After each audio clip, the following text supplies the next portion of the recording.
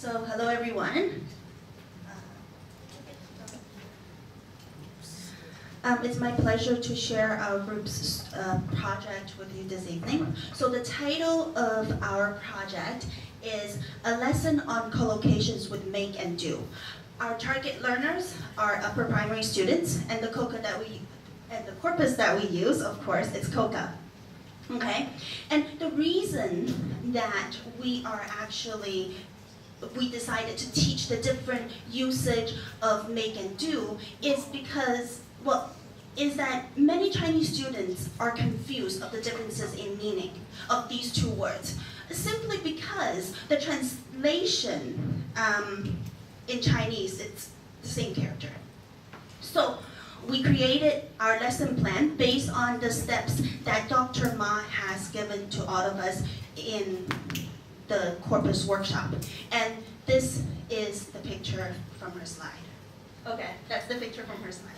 And just a friendly note, if the lesson plan is too long for one class, the teacher can actually just break it into two classes or just skip some activities. Okay? So, first things first, the teacher will first test the student's knowledge. Okay? So in the beginning of the class, we will divide the class into groups of 4 and ask the students to match the words with the pictures. And then put the words in the right boxes. Okay?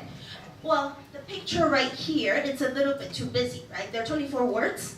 So in a real classroom, you may just use 12 words and 12 pictures. Okay? And the teacher can use this opportunity to test the students' knowledge on vocabulary that they learned in previous lessons.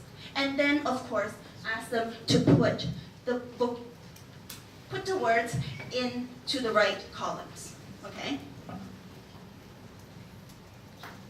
So what is the purpose of this activity?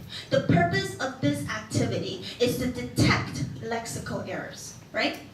So, once the teacher identifies a knowledge gap from this activity, he or she may write the student's wrong collocations on the board so that everyone can see them. And then tell the students that, well, these are some of the mistakes that you guys made. We'll come back to them later. And then just leave the errors on the board for now, okay? The second thing that the teacher will be doing is to ask the students to summarize language patterns and do some hands-on corpus search. The first thing that the teacher will be doing is to provide the 2 tables for the students as handouts, okay? And ask them to work in pairs using table 1 and table 2 to find the differences of meaning between make and do. They are upper primary students, so it's hard for them to summarize the language patterns. Is that right? Yes. Right. So we picked 10 words on each table. Okay? And we actually chose easier words for them to work with. But if you find that the students are still having trouble summarizing the language patterns, then do some scaffolding. For example, you may ask the students, if you make something, is there a result? If yes, what are the examples? If the students are still confused, then you ask them using examples. If you make sandwiches, if you make lemonade, what's the result? Okay, what's another word for make? By doing this, you guide the students to, well, summarize the language patterns, right? The same thing with do, okay? And then the teacher can verbally summarize the language patterns with the students and teach them the different, when to use make and when to use do. Okay, so here is a summary of what the teacher will do. I'm not gonna do that here because of the time limit, okay? And here, there are some common expressions of make and do that the teacher can teach the students as well. Now, the students understand when to use make and when to use do. The teacher can go back to the blackboard, right? And correct the students' wrong collocations with the whole class and explain why that they're wrong. What's next? The teacher can now demonstrate to the students how to search on the website, right? Using Corpus tools, and ask the students to do a search themselves. Again, they are upper primary students. They may have trouble making sense of some collocations. So what do? The teacher may ask the students to click on the words that are exactly the same as the ones on table 1 and table 2. Because they're easier words, right? And then, once they click into it, there will be sentences, right? Then ask them to discuss the sentences with their partners. The teacher then, after this activity, gives examples of make and do sentences with the whole class. Okay? And finally, we have the output activity. The output activity is pair work. So we ask the student to summarize the story, I'll show it to you later, doing time, orally in 2 or 3 sentences, and discuss make and do collocations in the story. So this is the story. It is a bit long. I will talk about that a bit later. Okay, so there are a lot of make and do collocations in the story. Is that right? They're all in italic. And the students don't have to discuss. Excuse me. One second. So the students don't have to discuss all of them, right? So what the teacher can do is just like what I did right here, right? To use another color and bold the text that you want them to discuss, right? And also there are more difficult collocations and there are easier collocations. So it's actually up to the teacher what he or she wants to do, right? And because there are different tenses in the story, so a teacher's reminder would be to ask the students to pay attention to tenses of make and do. When the students are having a discussion among themselves, the teacher may walk around the classroom to check for understanding and to help struggling students, okay? And then the teacher can summarize the story with the students and talk about the collocations with the students. I'm not going to talk about the collocations with you in this presentation, but I will summarize the story with you. So the story goes like this.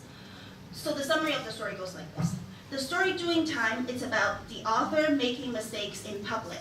She talked about 2 mistakes that she made. Okay? The first mistake that she made is when she came out of the building, she didn't remember where to go, whether to turn left or to turn right. That's the second paragraph. The second mistake that she made was she drove her car to buy a desk. When she finished shopping, she mistakenly thought that someone else's car was hers. Okay?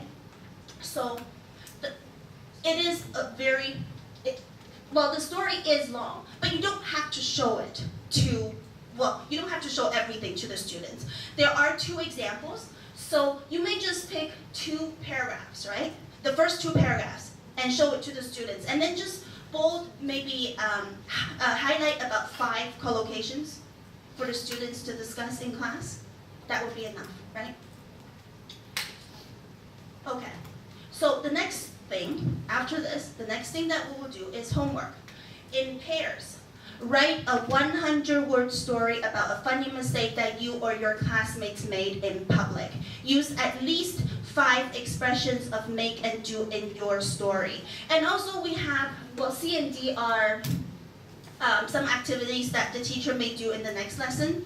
And also at the beginning of the next lesson, of course, the teacher may collect homework, right? But in this presentation, I will be focusing on the first 2 activities, which is A and B, okay? So what exactly is the purpose of A and B? The purpose is to get the students to use collocations of make and do in context. So previously, when the teacher asks them to do a hands-on corpus search, we got them to look at the collocations of make and do in sentences. Now, we're getting them to do that in a passage And then we're asking them to write expressions of make and do themselves using a funny story. Essentially, we are trying to develop a learning curve for the students so that the students can build up their skills bit by bit. Thank you. So do you have any comments or questions for Angel's presentation?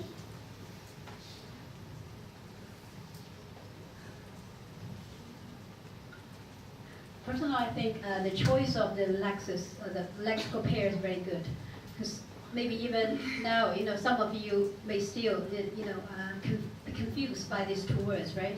Make and do, okay? Because both can be translated into the same Chinese word, okay? So that's why it makes it so difficult for us to learn, even for intermediate and advanced learners, okay? I think all the activities are well designed, and Angel has. In addition, she also maybe when she showed the final text during time, maybe she provided some tip for you as a language teacher how you can adapt the text, to your students. So in this case, you don't need to really spend time modifying the text if you don't have time, right? Maybe you can just draw student attention to some language features you would like them to look at. Okay? I think this is a very useful strategy. So thank you again.